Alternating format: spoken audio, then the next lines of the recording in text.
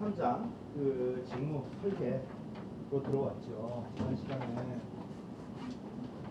그런 이야기를 했습니다. 직무 기업의 목적에 맞게 그 사람을 관리하고 일을 관리하는 게 이제 직무 설계, 재설계.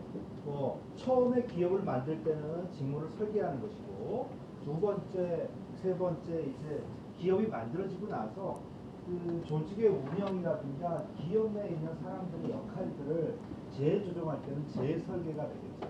그러니까 설계나 재설계는 사실은 똑같은 말입니다. 다만 설계 때 처음 기업을 론칭을 하고 처음 기업을 운영할 때는 아주 큰 일이 될 것이고, 때로는 재설계가 조금 더 스케일이 작을 수도 있겠죠. 그러나 때로는 재설계가 설계보다 더 사실 복잡한 경우도 많습니다. 자, 그래서 설계라는 말이 뭐 건축에서만 쓰이는 말이 뭐 아니고, 결국 어떻게 이걸 구상할 거냐의 문제라는 걸 여러분들이 기억을 하면 좋겠습니다. 이번 학기도 여러분은 다음 주에 중간고사 객관식으로 보잖아요. 그렇죠? 그런데 몇 년 전까지는 계속 시험을 내가 주관식으로 봤었어요.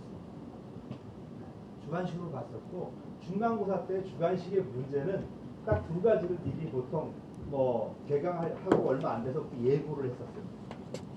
그래서 한 문제는 이 3, 4장과 관련된 문제, 또 한 문제는 5, 6장과 관련된 문제.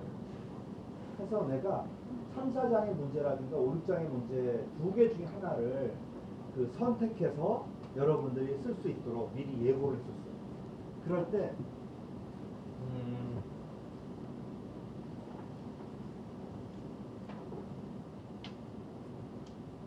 3, 4장의 문제는 보통 어떤 걸 냈었냐면 명지대학교 학생식당에서의 영양사 직무 분석을 하고 이런 문제를 냈습니다. 아니면 해가 바뀌면 뭐 택시 기사의 직무 분석을 하라 이런 문제들을 냈습니다.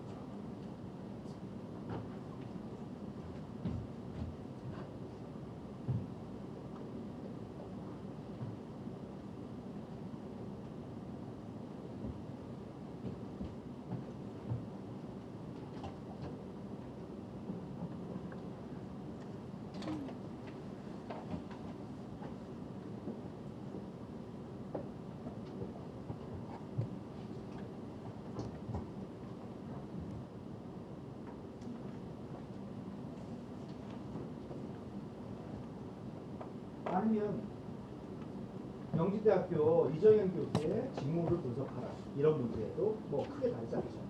실제로 한 5년 동안은 한 5년, 4년 정도는 명지대학교 학생식당 영양사의 직무 분석을 하라고 문제를 계속 냈었는데, 나중에 그 우리 그 학생식당에 있는 영양사분이 저에게 간곡히 부탁을 하셨습니다. 학생들이 와가지고 하도 일하는 것에 대해서 질문을 많이 하니까 그 문제를 안 내주면 안 되겠느냐 이래가지고서 나중에는 명지대학교 학생식당 영양사 직무 분석 대신에 그 여러분이 흔히 탈 수 있는 택시기사 있죠.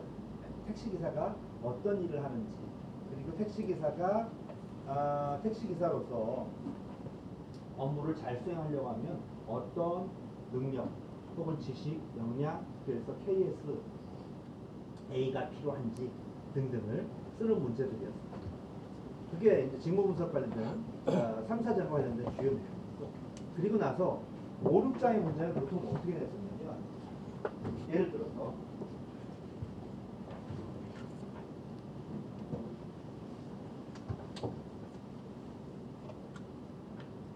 2026년 10월, 지금으로부터 1년 이후에 여기 바로 옆에 상암 있죠?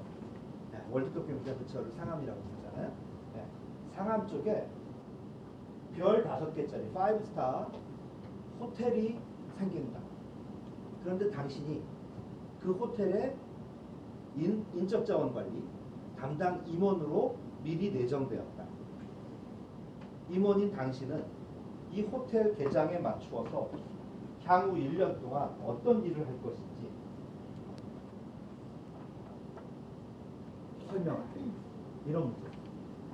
자, 한번 생각해보세요.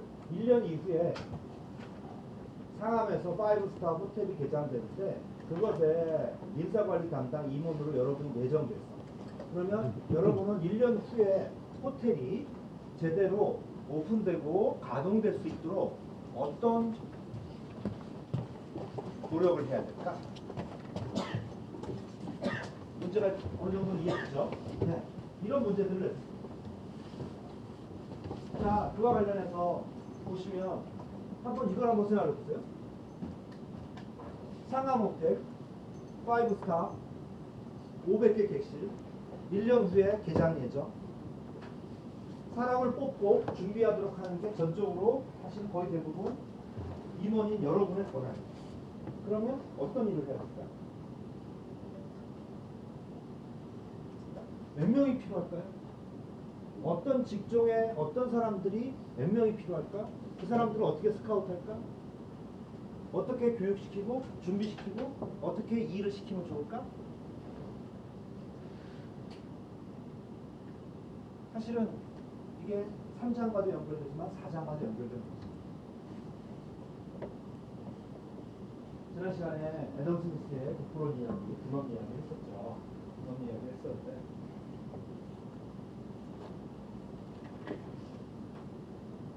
(1910년대에서부터의) 포드사가 헨리 포드가 시작한 이 모델 T라고 하는 게 얼마나 대단한 것이었는지를 여러분들이 실감하게 됐습니다.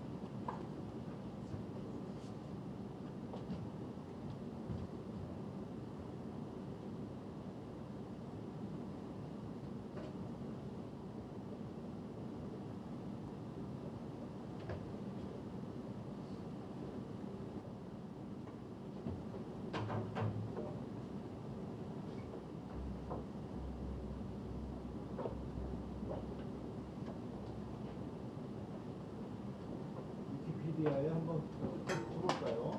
이렇게 어떻게 나오나?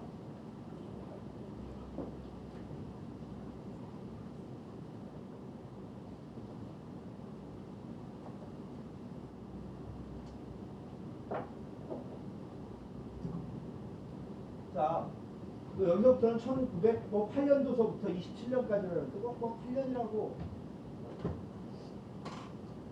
이 20년의 기간 동안 모델 T가 사실은 조금씩 다 매년 바뀌죠.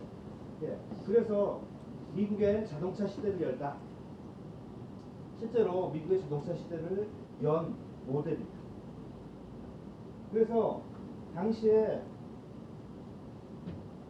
고급 자동차가 2010년대, 20년대에 2,000불, 3,000불에 판매될 때, 그러니까 지금 뭐 그냥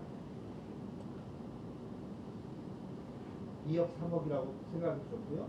2천만 원, 3천만 원에 생각해 볼 때 그 가격이 그 당시에 한 3분의 1, 그래서 2020년도에는 무려 $300까지 떨어졌다.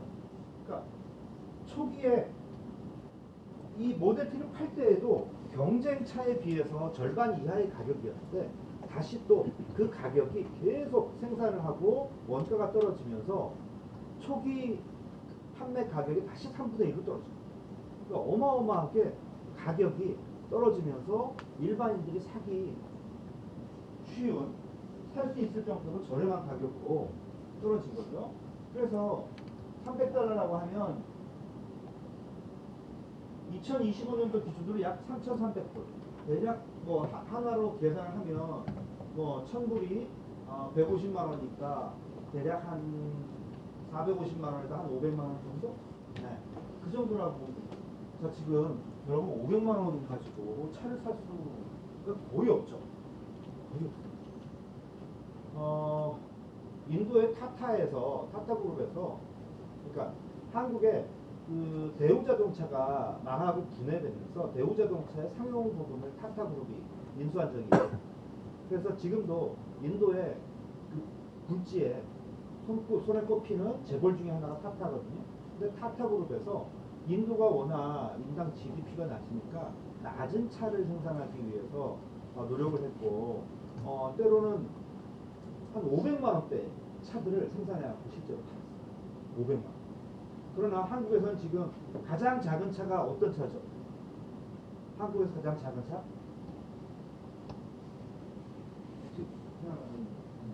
모닝 얼마쯤 할까? 얘기하는 거 보니까 꽤 저기 정확한 모양이에요. 나도 모르겠어.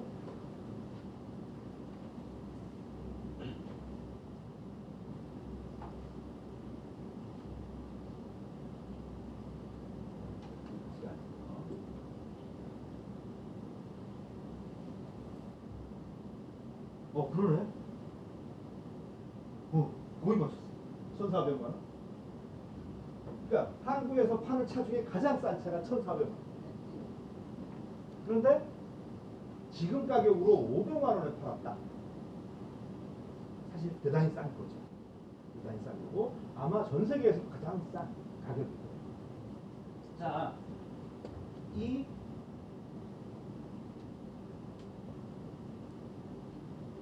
2003년도부터 지난번에 좀 봤죠. 어머니가 아파가지고서 말을 타고 의사 선생님 데리러 갔었는데 결국 의사 선생님 데리고 와보니까 그 포드의 어머니가 이미 돌아가신 거예요. 그래서 빨리 다닐 수 있는 무언가를 만들겠다라고 어릴 때 결심을 했다는 거예요. 믿거나 말거나. 그리고 나서 뭐 에디슨 밑에서도 일을 하고 그러다가 이 사람이 이제 포드 자동차를 만들고 그리고 모델 T를 사실은 모델 T 이전에도 뭐 있었어요. 그리고 나서 우리 여러분 책에 나오는 대량 생산 방식 전문화라고 표현되어 있죠. 직무 전문화에 해당되는 것을 이제 시행하게 됩니다. 그게 분업이에요. 그래서 컨베이어 벨트가 있고 컨베이어 벨트 내에서 차체가 올려지고 차체가 컨베이어 벨트를 타고 이동하면서 작업자가 컨베이어 벨트에 서가지고 부품들을 끼워 넣는 방식으로 작업을 하죠. 보시면 한 1,500만 대가 팔렸습니다. 1,500만 대면 여러분은 적다고 생각할지도 모르지만 지금으로부터 100년 이전이고요. 작년도에 1,000만 대 이상을 판 자동차 회사가 세계에서 딱 하나가 2개 있을 겁니다. 네, 토요타가 아마 1,000만 대. 그리고 폭스바겐이나 GM이 1,000만 대에 육박했고 현대자동차가 700만 대가 좀 안 됐을 거고 뭐 이 정도인데요. 이게 누적 개념으로 20년 동안 있지만 1,500만 대는 어마어마한 그 당시의 기록이었고 이게 1960년대에 독일의 폭스바겐이 그 비틀 풍뎅이 차로 그 기록을 깰 때까지 유지가 됩니다. 결국 그 전에는 그러니까 초기에 모델 T는요 몇만 대 몇십만 대를 팔다가 마지막에 뭐 100만 대를 넘기던가 뭐 그렇게 돼요. 그래서 이 미국 내에서 차를 파는 차 대수의 변화라고 하는 게 현 100년 전이기 때문에 현재보다 거의 수십 분의 1 정도라고 생각을 해도 아마 크게 틀리지 않죠. 그런데 이 모델 T가 유명한 건 결국 전문화 분업을 했고요. 또 이게 전문화라고 표현할 수 있고 그리고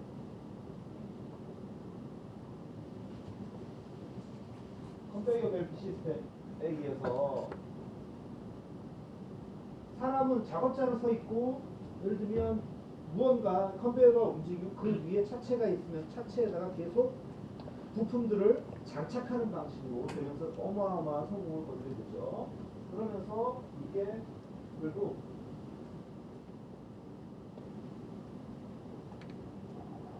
대량 생산의 시대를 열게 됩니다. 그 이전에는 그러면 어떤 시대였냐? 그러니까 이게 대략 한 1920년대라고 보면 영국에서의 자본주의는 1700 이게 역사가마다 다르긴 하지만 한 70년대에서부터 치는 게 일반적일 수 있고요. 그리고 지난 시간에 얘기했다시피 1776년도에 애덤 스미스의 국부론이 나왔고 이 기간 동안 공백이 130년 이상 있다는 거예요. 그러니까 그만큼 대량 생산이라고 하는 게 애덤 스미스가 국부론에서 분업의 장점들을 얘기했음에도 불구하고 그걸 실현하기 되게 어려운 상황이었고 첫 번째로 기업을 설립하는 것 자체가 쉽지가 않아요. 두 번째로 사람을 모으기도 쉽지 않습니다. 세 번째로 돈을 끌어모으기도 쉽지 않습니다. 사람을 끌어모으기도 쉽지 않습니다. 자, 오히려 이렇게 생각해 볼까요? 1900년대 초에 미국의 자동차 회사가 몇 개쯤 있었을까요?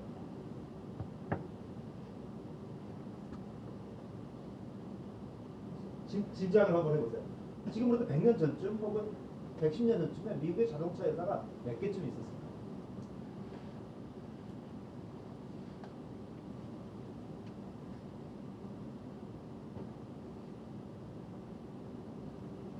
아무 숫자는 괜찮아요.规模가 네, 많을 것 같죠. 그런데 한국을 생각합니다. 한국의 자동차 회사 뭐 있죠? 현대 있고 기아 있고 그 다음에 쌍용이 바뀐 G 무슨 회사 있고 그 다음에 GM 코리아 있고 그 다음에 원래 르노 삼성이었지만 삼성이 빠져나간 다음에 르노가 있고 뭐 이 정도입니다. 네다섯 개. 미국도 여러분들이 알다시피 GM 포드 그 다음에 크라이슬러로 100년 오다가 스텔란티스 이름이 바뀌었죠. 그 다음에 일본 같은 경우도 토요타, 닛산, 혼다, 미쓰비시에서 대여섯 개 정도. 스바루, 뭐 스바루는 나중에 또 미국에 팔리기도 했지만 독일, 폭스바겐, 벤츠, 아우디 뭐 등등입니다. 독일, 아니 프랑스, 르노, 피아트 뭐 이 정도. 영국, 랜드로버, 벤틀리 뭐 몇 개 안 돼요. 그런데 1900 지금으로부터 100년 전인 100년, 110년 전인 미국의 자동차 회사는요 2, 300개가 있어요.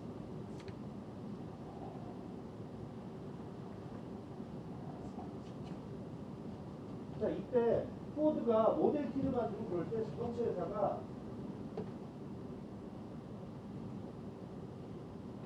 200여 개가 있어요. 자, 이걸 이해하는 게 되게 중요합니다.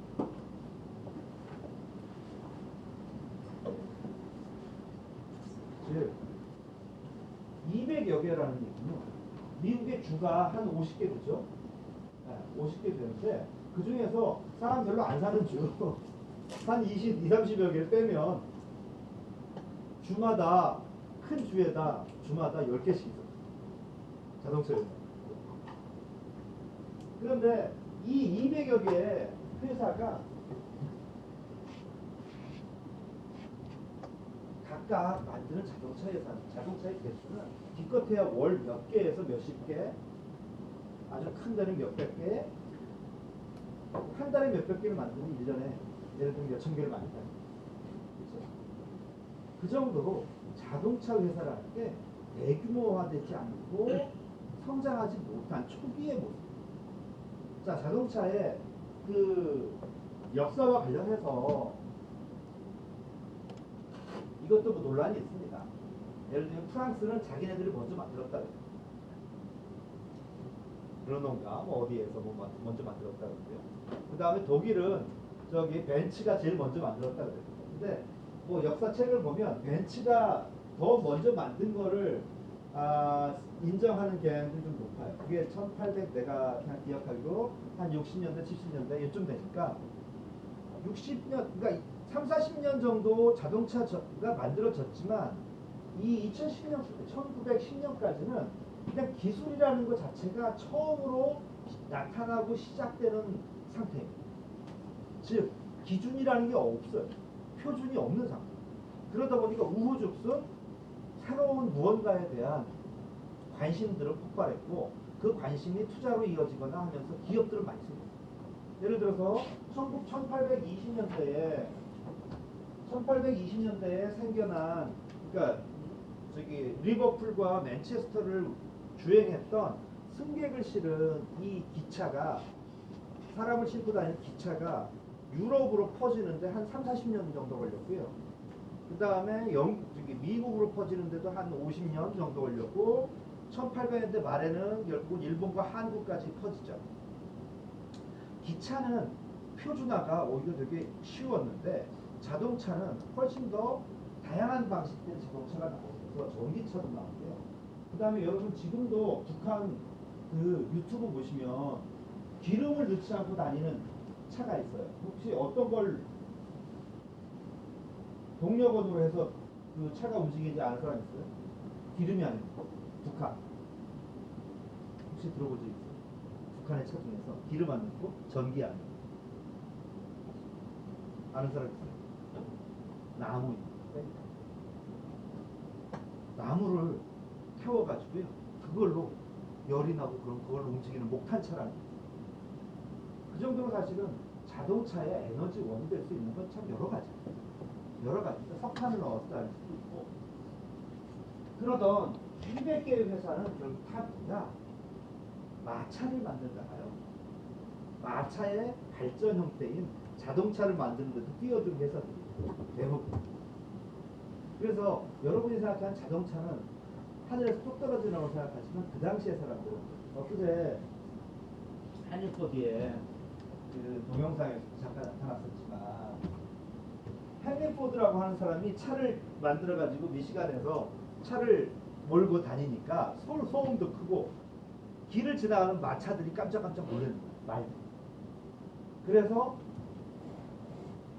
영국에서는 어떤 법까지 만들어졌느냐? 이 자동차를 만들면 자동차가 만들어지고 나서 직업을 잃게 될 위기의 사람들이 항의를 하기 시작했어요. 자, 자동차가 만들어짐에 따라서 직업을 잃게 될 사람들 누구일까요? 자동차 때문에 직업을 잃게 될 사람들. 여러분 AI 때문에 요즘 직업을 잃게 된 사람들 얘기 신문에 많이 나오죠. 네. 자동차 때문에 직업을 잃게 될 사람들 누구일까요?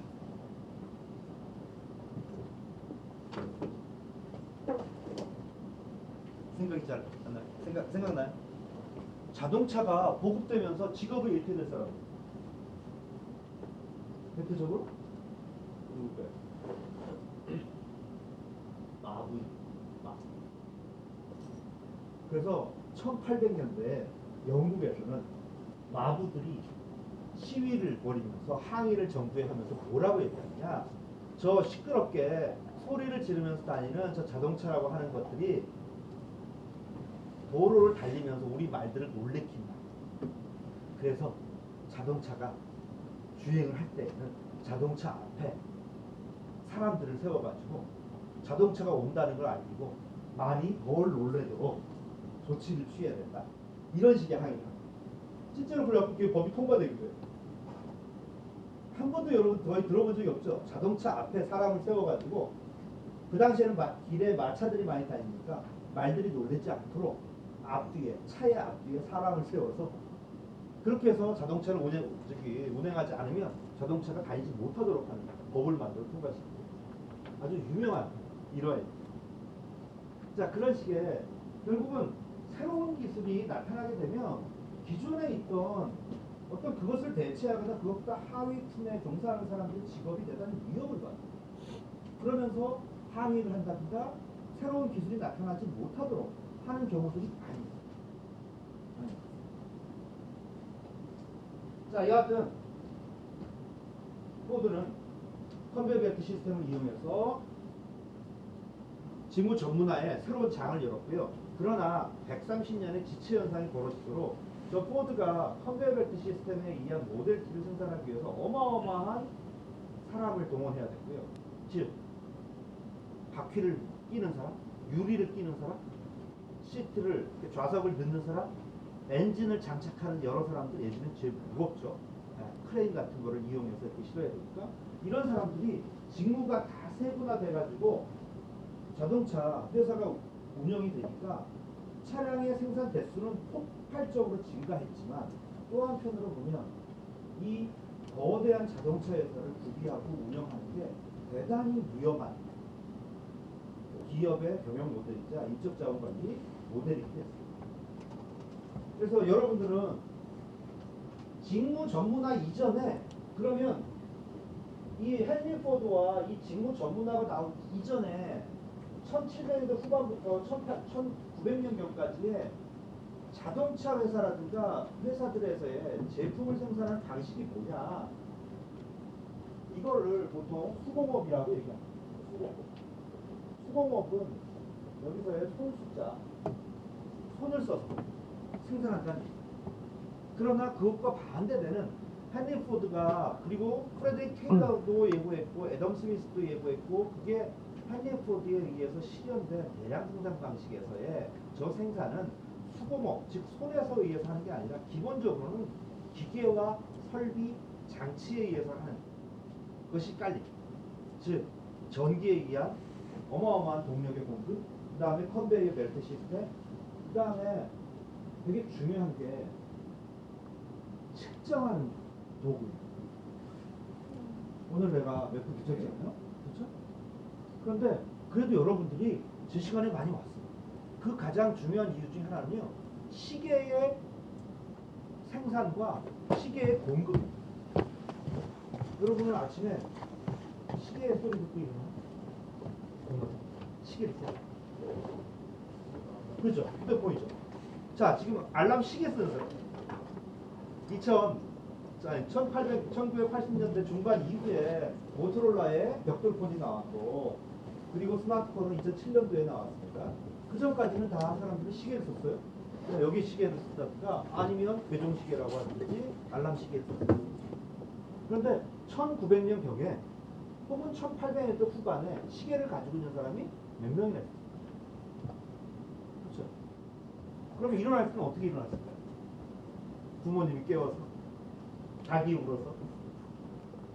그러니까 공장에 수없이 많은 사람들이 정시에 모이는 것 자체가 과거에는 대단히 힘든 일이었어요. 여러분이 일어난 것도 지금 스마트폰에 시계를 이용해서 일어났고요. 그 다음에 아침에 올 때 걸어왔어요. 걸어왔어요. 집이 근처에.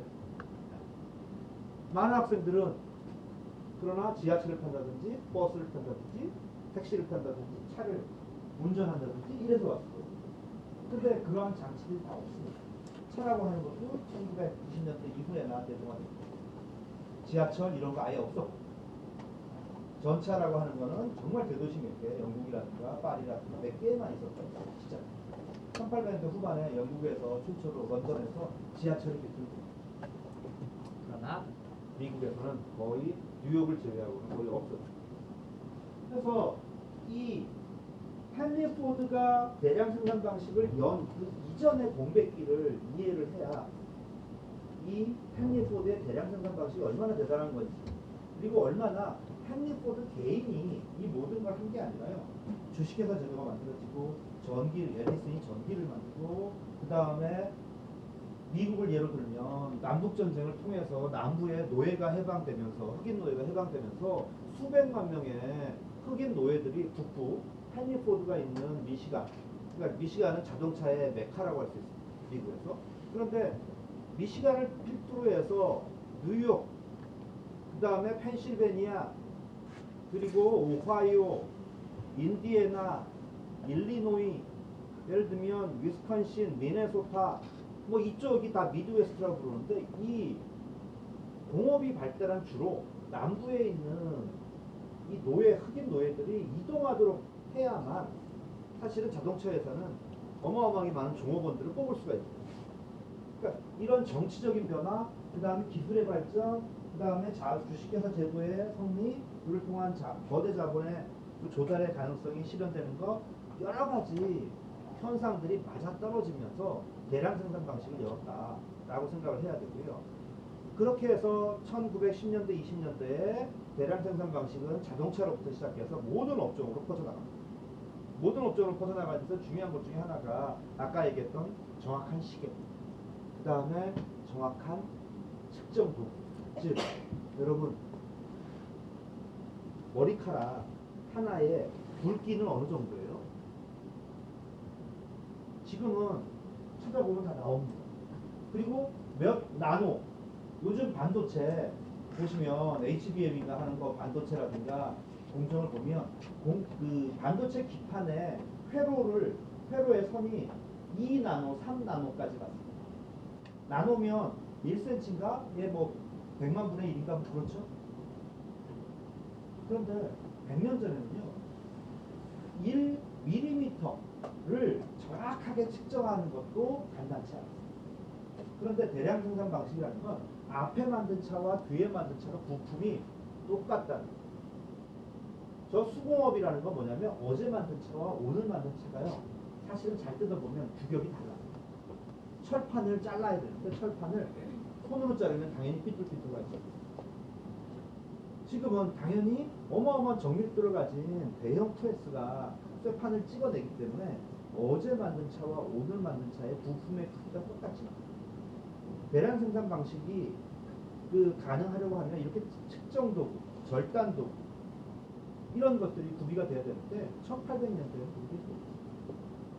그러니까 우리가 대량 생산 방식으로의 전환을 여러분이 생각하는 것보다 훨씬 대단한 것이고요. 현재 자본주의 혁명을 만들었던 게 이건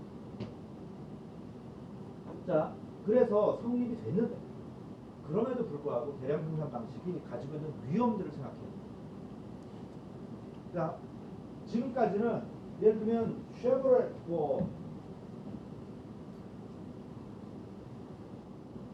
쉐보레라고 하는 회사에서 그전까지는 이 한 팀이 어떠한 부품들을 만들었습니다.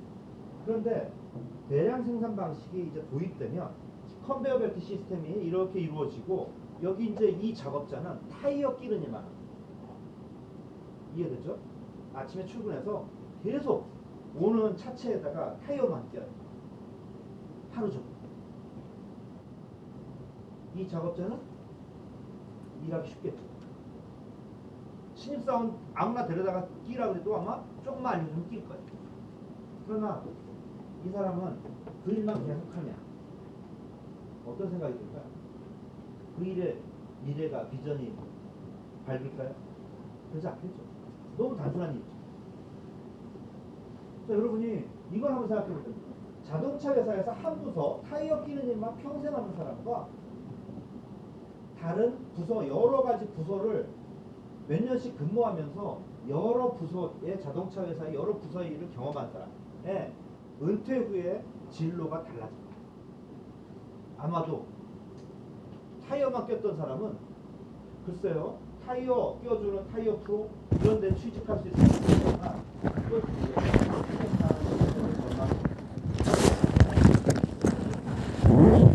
자동차 회사에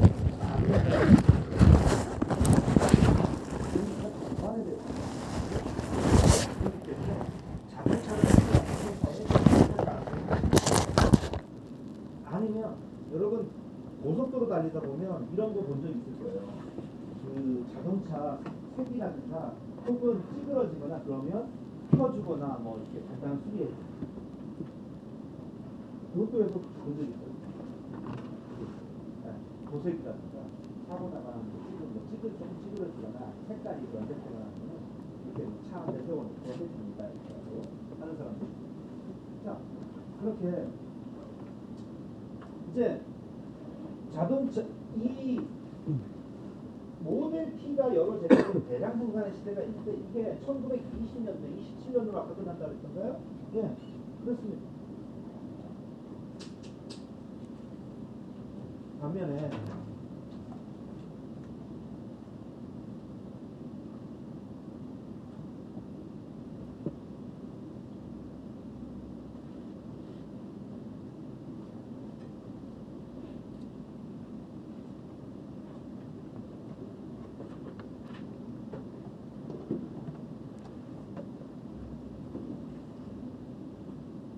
모델 T를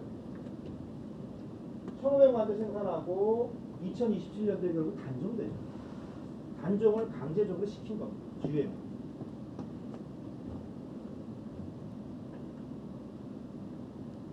GM은 포드보다 늦게 생기거나 그러진 않았습니다. 1908년인가 언제 생겼고요.